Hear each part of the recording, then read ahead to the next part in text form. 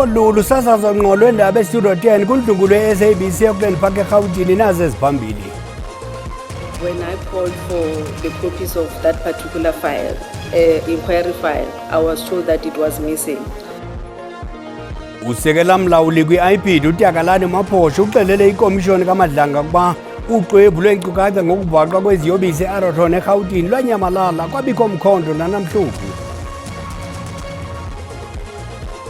Usekela mphathi wezekhaya uMnumzana Njabulo Nzuza uthi amasebe lezekhaya elemisebenzi kunye namapolisa sele eqhuba ugqogqo olujoliswe kumashishini aqesha abemi bangaphandle abangena zimpepha. Kwezemidlalo kushiyeke iintsuku ezimbini kuqala indebe yehlabathi kwaye iMexico ithembisa ukuba umsitho wokuvula nomdlalo wokuqala noMzantsi Afrika uza kuqhuba ngaphandle kwamakhwiniba. Xabisa ixesha ukuze nexesha likuxabise njengesiqhelo ngeli xesha kweli jelo zindaba uxolo malibenani. Usekela mlawuli kukhala ukuziphatha kwamapolisa i-IPD uTyakalani Maphosha uxelele ikomishoni kaMadlanga ukuba uxwebhu lweenkcukacha ngokubhaqwa kweziyobisi e-Arathon eGauteng lwanyamalala kwabikho mkhondo nanamhlanje. Lusuku lwesibini uMaphosha evele phambi kwale komishoni echophe ePitoli. uTyakalani Maphosha uxelele ikomishoni kaMadlanga ukuba uxwebhu lwaqulunqwa ngesandla kwaye alugcinwanga kwinkqubo yobuxhaka-xhaka bale mihla ye-SAPS esithi oko kwenza ukuba lungaze lufumaneke xa lulahlekile.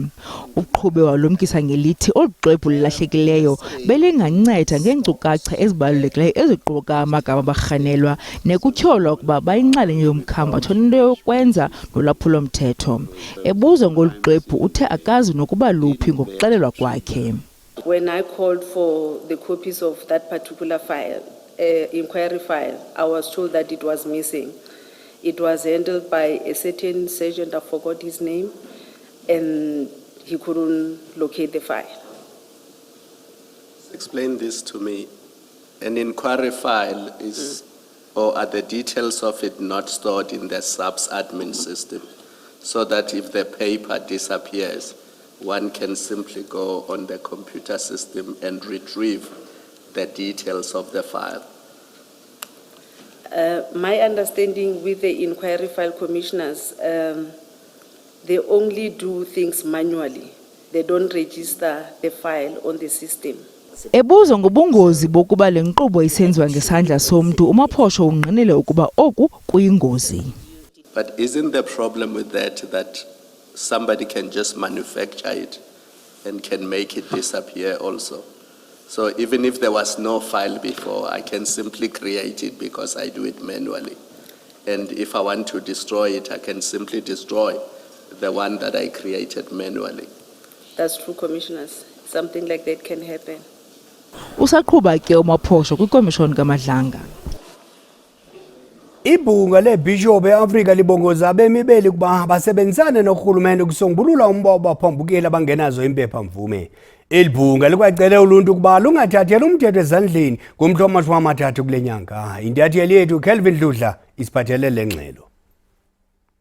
Umkhandlu wababhishobhi ezwenikazi e-Afrika namhlanje ububize isithangami nabezindaba uzocacisa kabanzi ngokuthi wona umi kuphi njengoba ke umoya uphezulu kwabanye abantu kwazise kunamamashi ke aqhubekayo la eNingizimu Afrika ezifundazweni ezehlukene njengoba kuthiwa ke laba bangenawo amaphepha okubala eNingizimu Afrika abahambe bayasho ke ukuthi ke uhulumeni wala eNingizimu Afrika uyena okumele ke abambe elikhulu iqhaza ngokuthi ke aqinise ke imingcele yala eNingizimu Afrika kodwa ke abanye ababhishobhi sebezamile ke ukuthi bakhulume nomphakathi beunxusa ukuthi ke ngomhla zingamashumi-30 kuyona lenyanga esiphezukwayo sengathi ke bangazama ukuthi basebenzisane nohulumeni ukuze ke kungabe kusekudaleka ke ingxushungxushu. Bayasho ke ukuthi nabo ke bayafisa ukuthi uhulumeni abambe iqhaza eqiniseni ke imingcele yala eNingizimu Afrika futhi akwazi ukuthi ke alawule noma ngabe yini engaqubuka. Igama lami nguCalvin wakwaDludla endabeni ze-SABC ngibika ngasePitoli.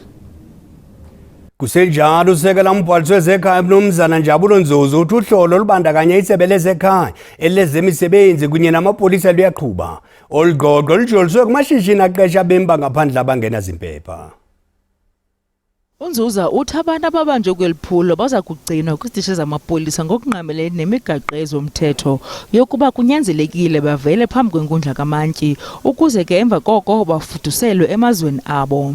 Ukwacacisile ukuba nanjengoko elilingenayo inkundla ekhethekileyo imiba yokungena kweli, bonke abarhanela baza kuvela kwiinkundla zikamantyi kuzwelonke. Usekela Mphathiswa ebesithi thaca iingcingiso zikarhulumente emva kwentetho kaMongameli Cyril Ramaphosa ngecawe, nalapho athe wabhengeza amanyathelo angqingqwa okuqubisana nabo bangena kweli ngokungekho mthethweni kwakunye nokuqiniswa kwemithetho yengqesho kwanayokungena kweli.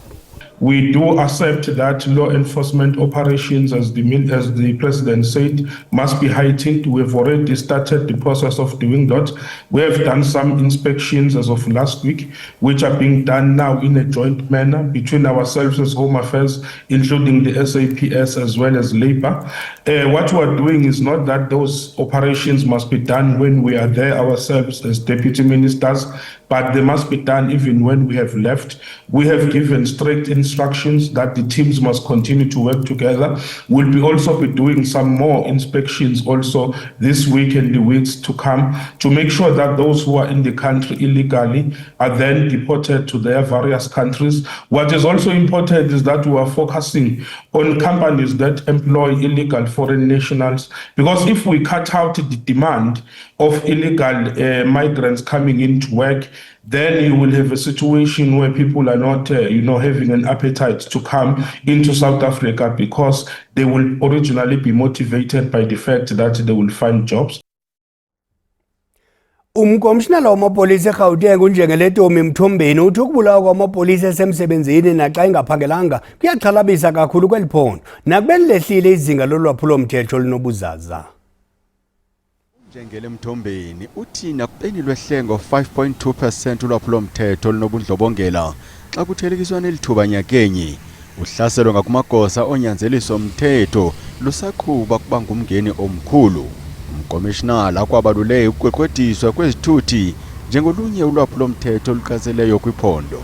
I think it will be important to make a breakdown for this crime as it is a concern. For the period under review, we had 2,404 kidnappings, of which, as I've indicated, hijacking contribute to high numbers, of which 1,307 is for car hijacking, and the attempts thereof. 415, it is a kidnapping for the purpose of a robbery, 163 is a ransom, 118 is for rape, 17 extortion, 9 for human trafficking. As I've clearly indicated that we have since made arrest for 616. Contact-related crimes, this category recorded a reduction by 0.3%. There are 2 crimes reported under this category, which is arson and malicious damage to property. Property-related crime, this category has recorded a decrease by 9.7%, with all offences reported under the category, namely burglary, residential burglary, business, theft of motor vehicle, theft out of motor vehicle, stocks theft, recording a decrease.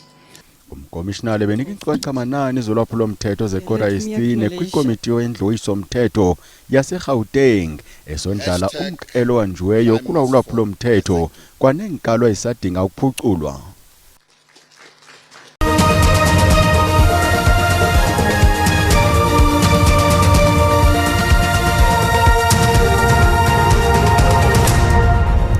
Sinamkela kwakhona yakwazi ukubukela kwakhona izindaba kwijelo le-YouTube uthi SABC indaba zesiXhosa. Kanti xa ubukele sicela ucofe ulike, ze uba ukamcofa usubscribe sibongeza wenze njalo. Ungalibali ukuba izindaba ziyafumaneka nakwi-app yakho yasimahla ye-SABC Plus zisasazwa ngqo. Ucofe nje we-SABC 1 kwinqaku lokuqala sithe usekela mlawuli kukhala ukuziphatha kwamapolisa iphinde uTyakalani Maphosho uxelele ikomishoni kaMadlanga ukuba uxwebhu lwecukaka ngokubhaqwa kweziyobisi eArathon eGauteng lwanyamalala kwabikho mkhondo nanamhloku. Lusuku lwesibini uMaphosho evele phambi kwale komishoni echophe ePitoli. Umphathi wezolimo mnumzana John Steenhuisen uthi kundoqo insebenziswano phakathi kwecandelo lezolimo, ezothutho, uphando nobuchwepheshe. Ukuthethi oku kwiqonga lezolimo leli ne-Italy esindlekwe eKapa.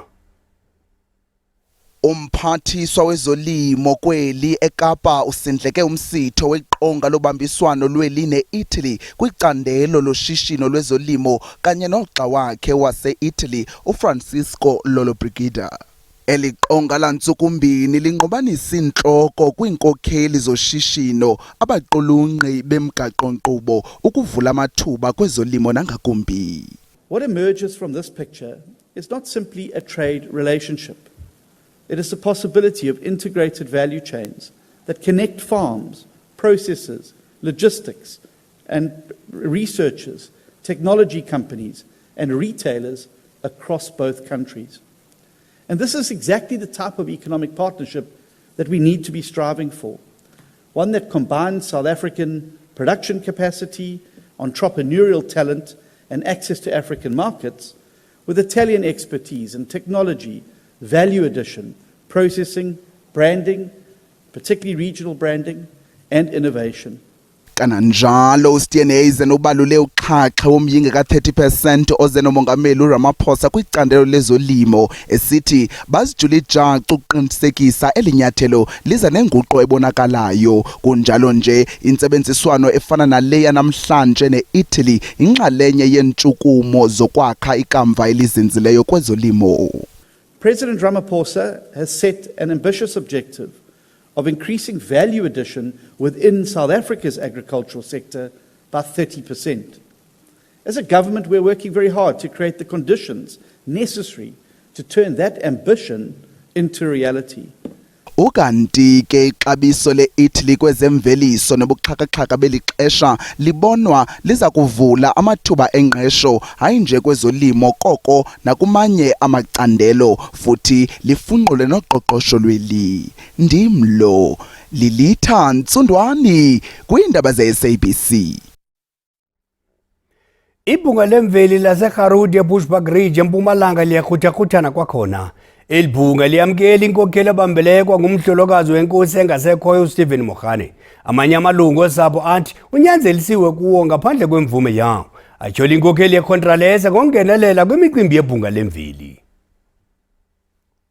Ukusukela oko kwasweleka inkosi uStephen Mogane ngo-2023, izinto azisafani kweli bhunga. The interference by Chief Mokoena, to be specific, is quite disturbing in our land because I can quote two incidences whereby the chief has installed his indunas in Garude's land. Number two, is also blocking the erection or the building of the Garude traditional offices. Ukhoshi Lamek Mokoena uzikhabile ngamandla ezizityholo. Maybe they are forgetting that I'm the chairperson of the Provincial House. All complaints will be directed to me as chairperson. Kuthe kwakusweleka inkosi uMogane ngo-2023, umhlolokazi wakhe watyholwa ngokuba nesandla ngokusweleka kwakhe. The wife, as we speak, has got children with the Khoshi. Now, the mother to the late Khoshi, the sisters and other family members were there to perform those rituals. Of course, it's not possible that all family members will be there. There are those family members who were not there when that happened. Usapho sele lubhalele umphathiswa uVelenkosini Hlabisa ukuba angenelele ngelixa lusalinde iziphumo zovavanyo lwetyhefu. Abasebenzi bezempilo eDRC baqinisa imigudu yokuthintela ukuqalisela kokuqhambuka kweIbola esekuchaphazela abantu abangaphaya kwama500 ze kwasweleka abantu abangama91. Ukukuze emva kokuba amazwe angaphandle enyuse inkxaso-mali kwiphulo lokulwa iIbola. Abasemagunyeni eCongo bathe xhaxhe imimiselo yokuthintela ukuqhambuka kwesifo se-Ebola ekuqatseleni nangakumbi kwimimandla yasempuma nakumantla ase-Democratic Republic of Congo. bathe banyusa uhlolo ubuxhakaxhaka banemihla bokubeka esweni kanye notyalo lwamajoni ukukhusela abasebenzela uluntu kanye namaqela ezempilo anyanga izigulana. Abazinzisi boxolo kumbutho wezizwe ezimanyeneyo i-UN bakwatyalwe kwezinye zendawo ezinesisifo ngokumandla nalapho kuthendi ulwazi olukhohlisayo nokungathembeki okuphazamisana nenzame zokuthintela ukwanda kwale Ebola. Kwinyanga ephelileyo abahlali abebesisifo ngomsindo baye batshisa iziko elimiselwe ukunyanga i-Ebola ngomlilo emva kokungavunyelwa ukungena ukubona umzimba wexhoba lesisifo. Ingcali zezempilo zithi amanye amalungu asekuhlaleni akholwa kukwenza iinkqubo zokungcwaba ngokwemveli nezingakhokelela ekunwenweni nangakumbi kwesisifo sisulelayo. Lo gama urhulumente ubhengeze ukuvalwa isikhululo senqwelomoya iBunia kwiphondo iIturi ngenxa yenkxalabo yokunwenwa kwe-Ebola. Esi sigqibo sithatyathwa emva kweentsuku ezintlanu esisikhululo siye savulwa kwakho ukuqhuba ushishino. Kambe ke oku kuvalwa kwaso kuxhoxe ngokumandla abathengisi namashishini athembele kwinqwelomoya kwintshukumo zawo. Kunjalo iMelika ibhengeze inkxaso-mali engange-$80 million ukwelulela isandla kule nyewe zeyikomishoni yase-Europe yathembisa nge-$5.7 million. Ukanti ke oluqhambuko lwe-Ebola eDRC sisihlandlo se-17 ukusukela ngo-1976. Umphathi wemfundo esiseko uSifiwe Gwarube uthi kufuneka kuqinisekiswe ukuba abantwana bafundiswa ilwimi zenkobe besebancinci. Kudliwano-ndlebe nomdidiyeli wendaba ngesiXhosa uHlela Mquqo uGwarube ukwathe akukho mthethweni ukuba izikolo zingabamkeli abafundi ngenxa yelwimi abazithethayo. Kulo nyaka sigqiba i-50 years kwenzeka intshukumo zika-1976. Kwaye abafundi ngelaa xesha babekhalazela ukufundiswa ngolwimi lwesiBhulu. Yintoni etshintshileyo ngoku? I think kuninzi okutshintshileyo. Number one, I think the heroes and heroines zango-1976 babesilwa one ukufundiswa ngelo lwimi, plus babesilwa into yobana babefumana i-Bantu education engekho semgangathweni. And izinto zitshintshile ngoku ngoba one ngo-1994 i-access yavulwa saba ne-education system eyi-1. Ngaphezu koko ndiyacinga into yobana ngoku kulo nyaka ka-2026 xa sithi simaka le 50 years ngoku sihlukile, sithi asithethi njenge-access, sithetha nangoku ngomba semgangathweni wezemfundo eSouth Africa.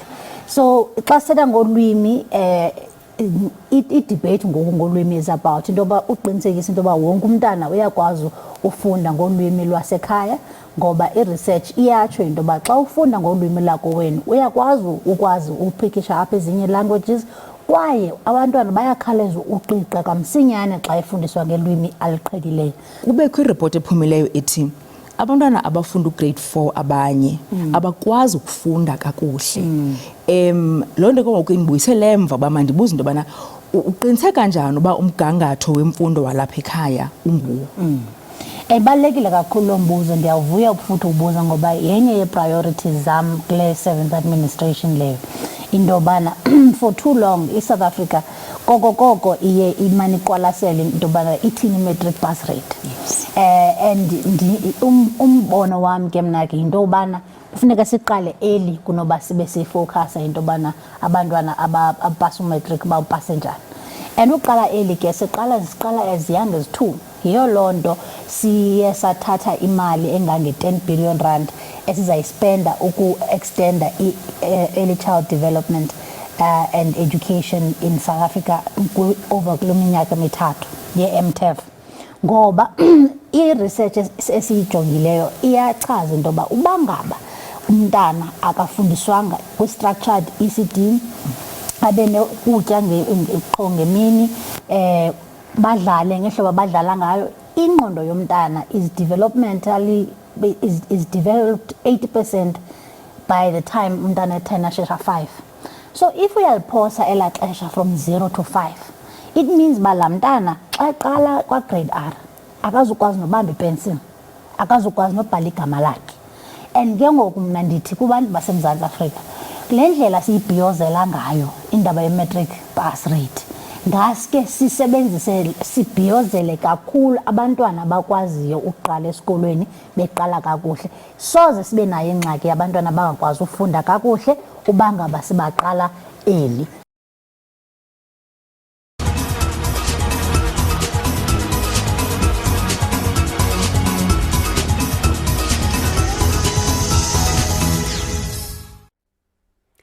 Usompempe wabhengezwa njengosompempe wonyaka ngumbutho webhola ekhatywayo ye-Afrika iCAF ngo-2025 Omar Attan nobeza kuba ngusompempe wokuqala waseSomalia ukuvuthela impempe kwitumente yendebe yehlabathi ukhutshiwe kuluhlu losompempe emva kokwalelwa ukungena eMelika. Khange kunikwe isizathu ngamagosa eMelika kodwa ngokutsho kwe-BBC kungoku losompempe useTurkey. Kushiyeka iintsuku ezimbini kuqala indebe yehlabathi kwa iMexico ithembisa ukuba umsitho wokuvula nomdlalo wokuqala noMzantsi Afrika uza kuqhuba ngaphandle kwamakhwiniba.